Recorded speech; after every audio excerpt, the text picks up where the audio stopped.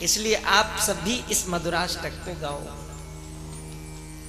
बल्लवाचार्य जी महाराज ने बड़ा सुंदर भाव वर्णन किया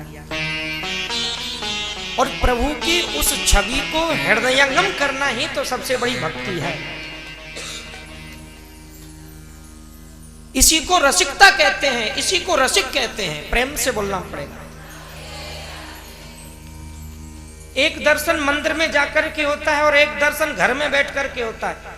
लोग कह देते हैं मन चंगा, हाँ, लेकिन ये मनसा भक्ति इतनी सरल नहीं है जितनी समझ रखी है। सबसे कठिन अगर कोई भक्ति है तो वो मनसा भक्ति है और सबसे बड़ी भक्ति है। 3 भक्ति है ना, मनसा वाचा कर्मणा। एक भक्ति मन से, एक वाणी से और एक कर्म से।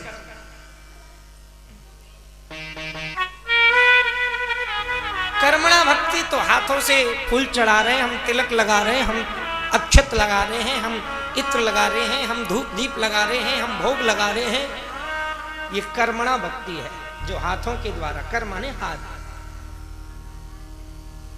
वाचा जो वाणी के द्वारा की जाए।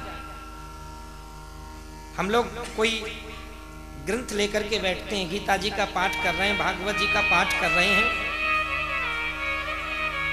ठाकुर जी के सामने बैठ करके, और नहीं तो रामचरितमानस ही सुना रहे हैं, कुछ नहीं तो हनुमान चालीसा का पाठ कर रहे हैं। ये वाचा भक्ति है जो वाणी के द्वारा की जाए। और एक होती है मनसा। मनसा भक्ति सबसे पहली बात तो एकांत में होती है।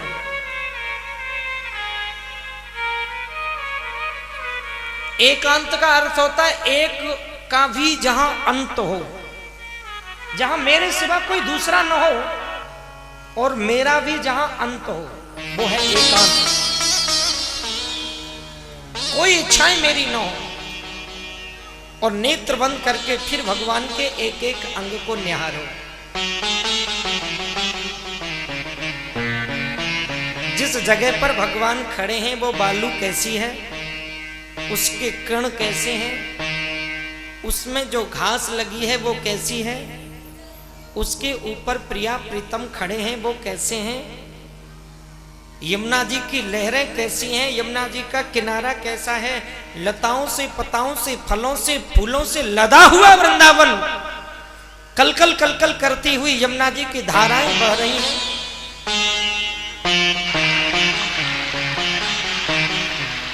अनेकों तरह तरह के पुष्प उस यमुना में खिल रहे हैं, अनेकों पशु पक्षी चहक रहे हैं, कहीं मोर नाच रहे हैं तो कहीं पपैया चहक रहे हैं, कहीं चिड़िया चेहों चेहों कर रही हैं।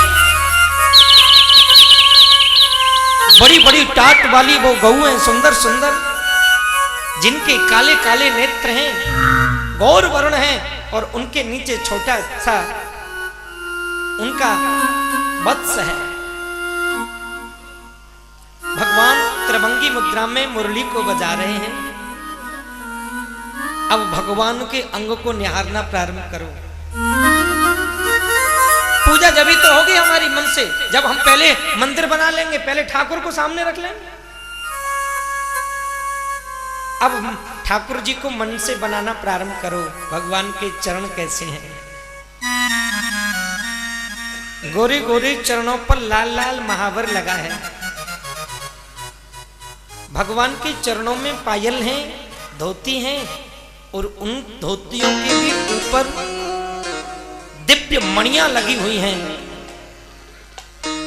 कहीं भगवान थोड़े से हिल जाते हैं तो लहंगा हिलता है, सूर्य की किरणें उनसे टकराती हैं तो मानो सारे जंगल में जगर मगर होने लग जाती है, दीपावली हो जाती है, दीपावली हो जाती है। भगवान की कमर में कितनी सुंदर कौंदनी है, हीरा जवाहरात मणियों से बनी हुई वो कौंदनी। भगवान के कितनी सुंदर वस्त्र हैं, गले में बैजंती माला है, पुष्पों की माला है, तुलसी के पत्र की माला है, कमल की माला है, गेंदा की माला है, हाँ, और गुलाब की माला है और मणियों की माला है। भगवान का गला मोर जैसा कितना सुंदर है, भगवान के लाल लाल होठ, वो सांवला वर्ण, काले काले नेत्र, टेढ़ी टेढ़ी भौं, वो सुवासी नाक, भगवान के घुंघराले बाल, वो मंद मंद चेहरे पर मुस्कान, कानों में बड़े बड़े कुंडल, हाथों में अनेकों रत्नों से जड़ित अंगूठ यानी मुद्राएं धारण कर रखी हैं, हाथों में बाजूबंद हैं और ललाट पर वो मुकुट श्री जी के चरणों की तरफ झुक रहा है, उसके ऊपर भी वो मोर पंख है। आहा, जब आप ठाकुर जी को अपने मन में बनाएंगे फिर उनके पास में किशोरी राधा रानी जी का ध्यान करना है। गले में गलबैया दे करके श्री किशोरी राधा रानी जी खड़ी हैं। उनका नीला वर्ण का लहंगा है, उस पर अनेकों मणियों से जड़ित है। कमर में कितनी सुंदर सुंदर रत्नों से बनी हुई वह श्रृंगार, वो गौर वर्ण की है। एक हाथ से किशोरी जी ने बंसी को पकड़ रखा है तो एक हाथ से श्याम सुंदर ने, और एक हाथ किशोरी जी का कन्हैया के गले में है तो कन्हैया ने भी अपना एक हाथ किशोरी जी के गले में डाल रखा है। प्रेम से बोलो।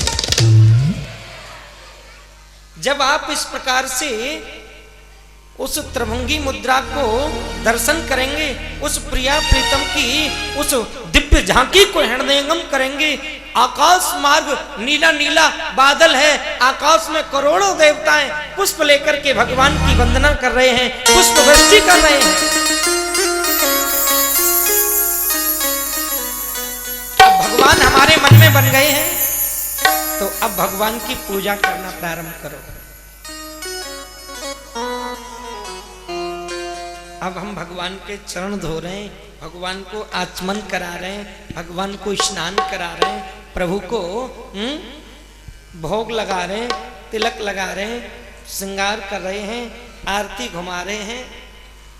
कभी कभी हम अपने ठाकुर को यमुना जी में ले जाकर के नौका विहार करवा रहे हैं, तो कभी बगीचे में ले जाकर के हिडोले का झूले पर झुला रहे हैं। ये मनसा भक्ति है। कर्मणा भक्ति आप करेंगे तो 10 मिनट में ठाकुर जी की सेवा हो जाएगी महाराज, लेकिन मनसा भक्ति तो 10 घंटे में भी पूरी होने वाली नहीं। सबसे बड़ी भक्ति है मनसा। प्रेम से बोलना पड़ेगा। एक भगत जी बड़े कंजूस एक महात्मा जी से बोले, बाबा हमें तुम भक्ति करवो बताओ, लेकिन ध्यान रखना ऐसी भक्ति बताओ जिसमें एक पैसा भी खर्च नहीं हो। अब मंदिर में जाओगे तो कम से कम 2 अगरबत्ती तो लगानी पड़ेगी, उसको प्रज्वलित करने के लिए एक तीली तो खर्च करनी ही पड़ेगी। लेकिन वो इतने कंजूस कि वो भी खर्च करने को तैयार नहीं। उन्होंने कहा एक पैसा खर्च नहीं हो। महात्मा जी बोले कोई बात नहीं, तुम नेत्र बंद करो और मन से ठाकुर जी का पूजन करो। अब तो महाराज ठाकुर जी का वो सवेरे नेत्र बंद करके बैठ गए और बैठ करके ठाकुर जी को स्नान कराते हैं और मनी मन में पोशाक पहनाते हैं और मनी मन में तिलक लगाते हैं, मनी मन में इत्र लगाते हैं, मनी मन में भोग लगाते हैं, मनी मन में आरती घुमाते हैं, मनी मन में स्तुति करते हैं। अब तो सब खेल मनी मन में चलता है। और वो बोले जी बढ़िया भक्ति है, जावे एक और पैसा खर्चना है। और एक दिन नेत्र बंद कर लिए और मनी मन में सेठ जी की दुकान पर गए और मनी मन में वहां से दूध लेकर के आए और मनी मन में बाकी गर्म कर लियो और मनी मन में पापे अब बीचों को चाहिए। फिर दुकान पर गए और वहां से चीनी लेकर के आए और मनी मन में बस दूध में शक्कर डाली। अब तो वह थोड़ा ज्यादा डल गई। अब कंजूस को नंबर बनते थे, अब वो ज्यादा डल गई तो सोचने लगे इतनी चीनी रोज खर्च करेंगे तो कहां से आएगी, इसलिए थोड़ा निकाल के रख लेते हैं, कल काम आ जाएगा। भोग तो रोज ही लगाना। अब निकालने के लिए तैयार हुए मनी मन में, तो मेरे कन्हैया प्रकट होकर के हाथ पकड़ लिया और बोले भैया मनी मन में लेके आए हुए, कोई पैसा डाल के थोड़ी लाए हुए, कम से कम जाने को कंजूसी मत कर।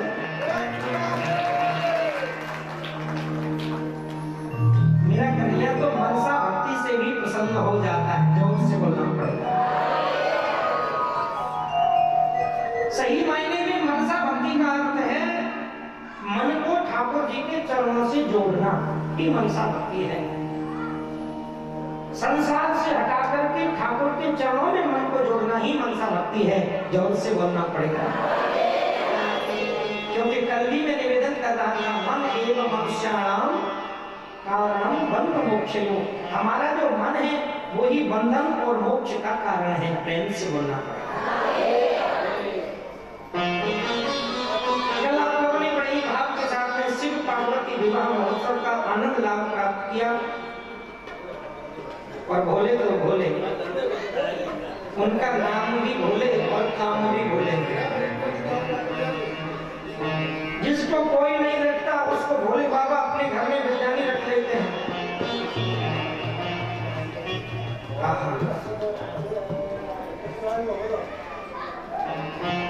मनु महाराज के वंश का वर्णन कर रहे हैं, उत्तानपाद के वंश का वर्णन किया। इधर उनके एक भाई थे प्रियव्रत, जिनका अच्छा संकल्प प्रियव्रत के अग्निग्र के हुए नाभि और नाभि के हुए ऋषभदेव। ऋषभदेव के 100 पुत्र थे, लेकिन ये ऐसे पिता हैं जिन्होंने अपने पुत्रों को अपने पास बिठाल करके उपदेश देना प्रारंभ कर दिया। वो नहीं चाहते कि मेरे पुत्र इस ग्रस्त के इस संसार में ग्रस्त हो जाएं, संसार में जकड़ जाएं। वो चाहते हैं कि मेरे पुत्र भगवान से जुड़े, भगवान के भक्त बने। प्रेम से बोलना पड़ेगा। आजकल अगर कोई छोटा सा बालक रोज मंदिर भी जाना प्रारंभ कर दे ना, तो घर वालों को चिंता बढ़ जाती है, कहीं महात्मा नहीं बन जाए, कहीं बाबा जी नहीं हो जाए। लेकिन एक निवेदन करूं माताओं, प्यारे भगवत प्रेमियों, राजा बनना सरल है, लेकिन महात्मा बनना सरल नहीं है। राजा आपका बेटा बन सकता है, एक राष्ट्रपति आपका बेटा बन सकता है, लेकिन महात्मा बन जाए ये गारंटी नहीं है। ऐसे तो महात्मा बनने में महाराज 10 रुपए लगते हैं।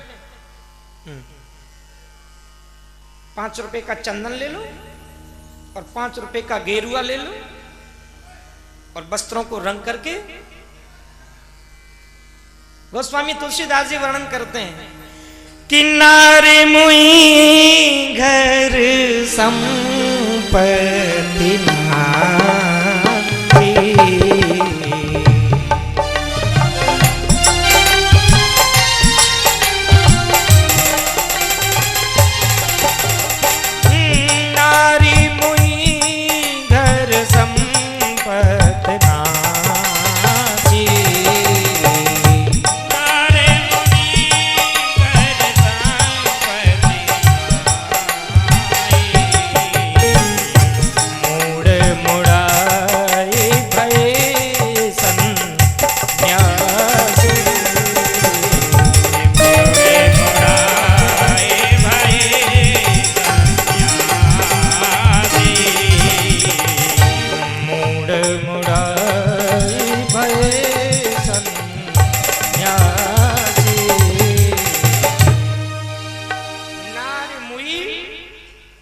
संपत्ति नासी। तुलसीदास जी लिखते हैं, कलकाल में कैसे कैसे महात्मा होंगे। एक तो जिनकी पत्नी मर गई हो, अब बेटा पूछते न हो, क्या करें, बोले चलो सन्यासी बन जाओ। दूसरे घर संपत्ति नासी, घर में खाने को कुछ न हो तो महात्मा बन जाओ, बढ़िया खाने को तो मिलेगा। क्या करें, बोले मूड मुड़ाए भाई सन्यासी। 1 रुपए का ब्लेट लो, 2 रुपए का रेजर लो और बस बन गए महात्मा। प्रेम से बोलना पड़ेगा। जब संस्कार कराया जाता है, जब दीक्षा दी जाती है, जब वैराग्य कराया जाता है ना, तो मुंडन कराया जाता है। बहुत ध्यान से सुना। पहले मूड़ा जाता है, और मुड़ने का अर्थ क्या है, बोले जब मुड़े हो तो मुड़े का ही नहीं हो। ध्यान देंगे, जब मुड़े हो तो मुड़े का ही नहीं हो, और जब मुड़े ही नहीं तो फिर मुड़े का एक मुड़ने का अर्थ है एक मुड़ना, तो सिर के बाल कटाने का अर्थ है मुड़ना। और वो संकेत करता है मुड़ना कि हम अपने कुकर्मों से मुड़े, हम वासनाओं से मुड़े, हम अपने जिस वैराग्य के रास्ते पर चले हैं तो संसार के रास्तों से मुड़ करके वैराग्य के रास्ते पर चले।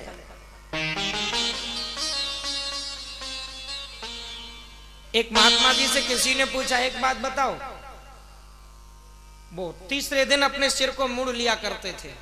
तीसरे दिन किसी ने पूछा, एक बात बताओ, आप तीसरे दिन ही अपने सिर को मुड़ लेते हो, क्यों?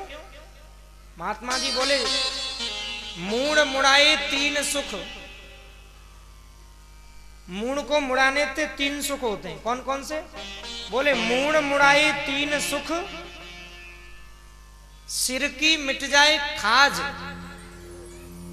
पहला सुख का है मूड़ मुड़ाए तीन सुख, सिर की मिट जाए खाज, और खाएवे को बढ़िया मिले लोग कहें महाराज। एक तो सिर की खाज मिट जाती है, दूसरा फायदा ये होता है कि खाने को बढ़िया बढ़िया मिलता है, और तीसरा लोग महाराज कहते हैं।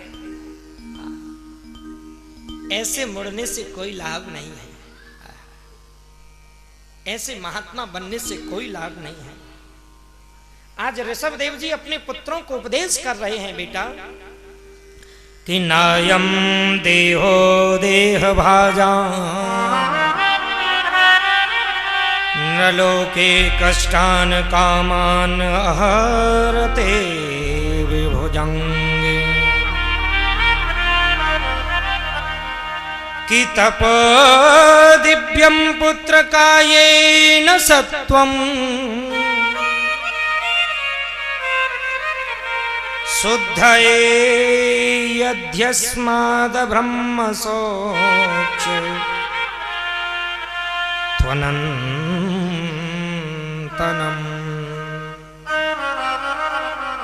बेटा, हमको ये शरीर किस लिए मिला है? पेट भरने के लिए, घर बनाने के लिए, बच्चे पैदा करने के लिए, धन कमाने के लिए? अरे ये सब कार्य तो पशु पक्षी भी करते हैं। बहुत ध्यान से सुने, ऋषभ देव जी अपने पुत्रों को उपदेश कर रहे हैं, ये काम जो तुम कर रहे हो ये काम तो पशु पक्षी भी करते हैं। शरीर उनका भी है, बच्चे उनके भी होते हैं, परिवार उनका भी होता है, धन वो भी कमाते हैं, घर वो भी बनाते हैं। आपने देखा होगा ना, तिनकाओं से एक चिड़िया एक ऐसा घोंसला बना के तैयार करती है, शायद है कि इंसान कभी नहीं बना सकता। आज भगवत प्रेमियों, धीरे धीरे समय व्यतीत हुआ, परम आदरणीय श्री सुखदेव जी राजा परीक्षित को सावधान कर रहे हैं, जो काम पशु पक्षी कर रहे हैं वही काम हम करें तो फिर हम में और उनमें अंतर क्या रहा? जोर से बोलना पड़ेगा, फिर हम में और उनमें अंतर क्या है?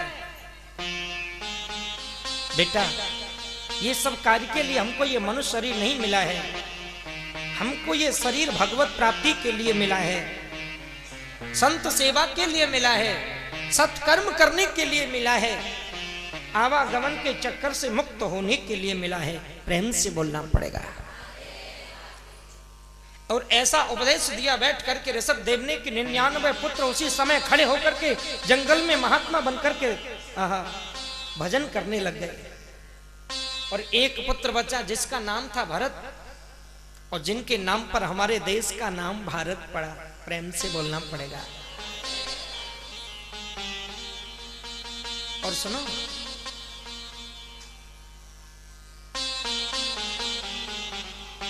तीन भरत हुए। एक तो दशरथ जी के पुत्र भरत, एक अंगिरस ऋषि के पुत्र भरत जिनको जड़ भरत कहते हैं, और एक ऋषभ देव जी के पुत्र भरत। और ऋषभ देव जी के पुत्र जो भरत हैं, इन्हीं के नाम पर हमारे देश का नाम भारत पड़ा। प्रेम से बोलना पड़ेगा।